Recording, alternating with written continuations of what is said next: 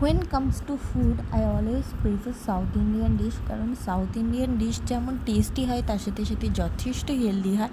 আজ বিকেলে আমি আর আমার বান্ধবী চলে এসেছিলাম এই রেস্টুরেন্টটাতে। এটার নাম ছিল চেন্নাই এক্সপ্রেস, আর ভেতরটা ছিল খুবই সুন্দর রেস্টুরেন্টের। এটা একটা বেসিক্যালি রেলের ইন্সপায়ার ইন্টেরিয়ার ছিল, আর মেনু কার্ডটা ছিল পুরোপুরি ভেজ। আমরা এখানে নিয়েছিলাম একটা ভেজ হাক্কা নুডলস আর একটা মশলা দোসা।